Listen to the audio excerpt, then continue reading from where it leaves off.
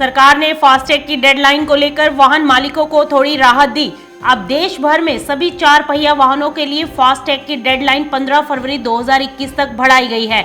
इससे पहले NHAI की ओर से कहा गया था कि 1 जनवरी से कैश टोल कलेक्शन बंद हो जाएगा, लेकिन अब इसकी समय सीमा बढ़ा दी गई है।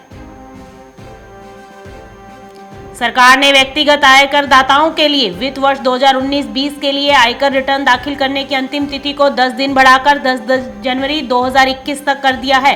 वित्त मंत्रालय द्वारा जारी बयान में कहा गया है कि कंपनियों के लिए रिटर्न दाखिल करने की समय सीमा को भी 15 दिन बढ़ा दिया गया है और 15 दिन बढ़ाकर 15 फरवरी कर दिया गया है।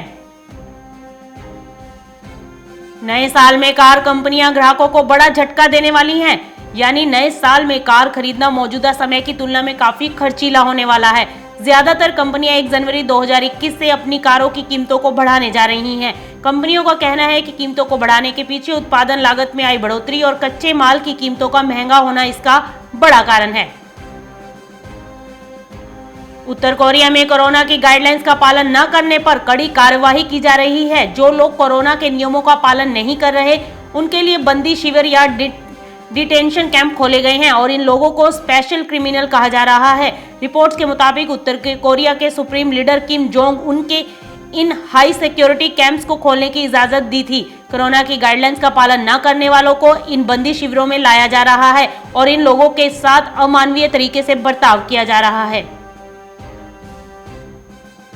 नए साल की दस्तक के साथ ही देश में अब कोरोना वैक्सीन को लेकर बड़ी तैयारियां शुरू हो चुकी हैं। भारत सरकार ने फैसला लिया है कि 2 जनवरी से देश के हर राज्य में कोरोना वैक्सीन का ड्राई रन किया जाएगा।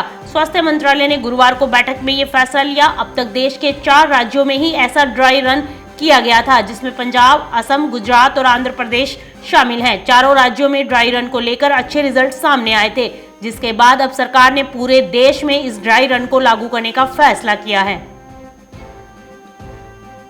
बाजार पूंजीकरण के लिहाज से देश की सबसे बड़ी कंपनी रिलायंस इंडस्ट्री लिमिटेड ने साल 2020 में 47,000 करोड़ रुपए से ज्यादा धन जुटाया, लेकिन रिलायंस के मालिक मुकेश अंबानी को पछाड़कर चीन के वाटर किंग कहे जाने वाले उद्योगपति झोंग शान एशिया के सबसे अमीर व्यक्ति बन चुके हैं।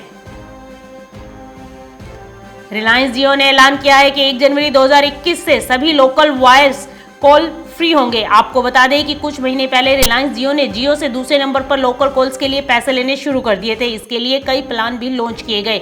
रिलायंस जियो ने एक स्टेटमेंट में कहा है कि telecom regulatory authority of India यानी ट्राई के आदेश के मुताबिक 1 जनवरी से डोमेस्टिक वॉइस कॉल्स के लिए इंटरकनेक्ट यूसेज चार्जेस यानी कि IUC बंद किए जा रहे हैं। यानी अब रिलायंस जियो से दूसरे नेटवर्क पर कॉलिंग के लिए अलग से पैसे नहीं लगेंगे। सरकार चावल, गेहूं, जौ, मक्का और गन्ने से एथेनॉल प्रोडक्शन को बढ़ावा देने के लिए इंटरेस्ट सबवेंशन के जरिए 4573 करोड़ का फंड जुटाएगी।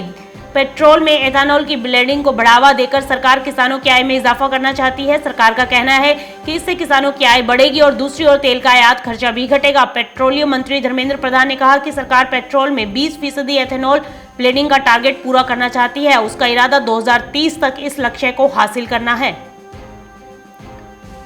कृषि कानूनों के खिलाफ दिल्ली की सीमा पर प्रदर्शन कर रहे किसानों का आंदोलन दूसरे माह में प्रवेश कर चुका है। केंद्र सरकार से 7वें दौर की वार्ता के बाद किसानों को नया साल 2021 से उम्मीदें हैं।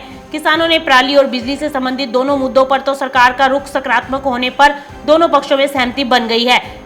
शेष बची 2 मांगे किसानों के लिए भी अहम है, जिस पर सहमति के बाद आंदोलन खत्म करने के लिए दोनों पक्षों की तरफ से एक बार फिर नई उम्मीदों के साथ कोशिशें शुरू हो चुकी हैं। इसके तहत 4 जनवरी को एक बार फिर से बैठक की जाएगी। भारत में भी कोरोना के नए स्ट्रेन का पता चलने के बाद केंद्र सरकार अब सावधान होती दिखाई दे रही है। केंद्रीय स्वास्थ्य सचिव राजेश भूषण ने बुधवार को सभी राज्यों और केंद्र शासित प्रदेशों को पत्र लिखते हुए नए साल के अवसर पर जश्न के दौरान भीड़ रोकने की अपील की है। उन्होंने राज्यों से इस दौरान कड़ी निगरानी रखने को कहा है। स्वास्थ्य सचिव ने कहा कि अगर थोड़ी भी ढील दी गई तो यह वायरस संभावित सुपर स्प्रेडर हो सकता है। इसके मद्देनजर दिल्ली, केरल, महाराष्ट्र सहित कई राज्यों में रात्रि को कर्फ्यू लगाया गया है। वहीं 5 से अधिक व्यक्तियों के इकट्ठा होने और रात को 11 बजे के बाद सार्वजनिक स्थान पर नए साल का जश्न मनाने पर भी प्रतिबंध लगा दिया गया है।